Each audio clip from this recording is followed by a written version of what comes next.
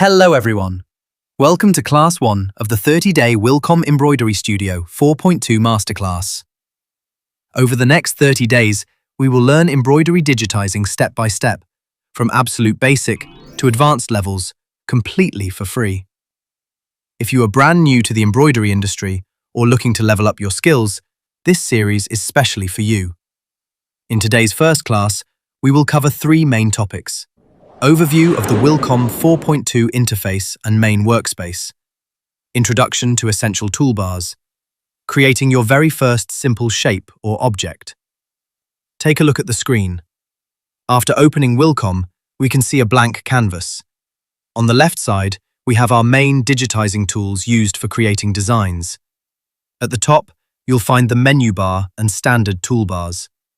On the right side, there are the object properties and colorway panels, which allow us to change stitch types, density, and colors. And at the bottom is the stitch information toolbar, displaying the design size and total stitch count. Now, let's do a simple practical task. Select the Run Stitch tool from the left toolbar. Left-click on the canvas to draw a straight line and press Enter. As you can see, a running stitch is created instantly. Next, let's create a small box using a fill stitch or satin stitch. Select the Rectangle tool from the toolbar and draw a box.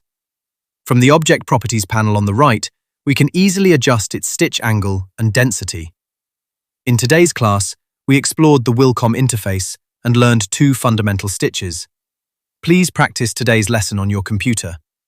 In Class 2 tomorrow, we will cover various digitizing tools in detail and learn how to draw objects with precise measurements. See you in the next class. Thank you.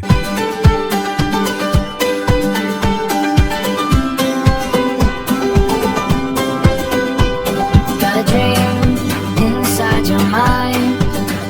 Let's create one stitch at a time. From your first line to a masterpiece.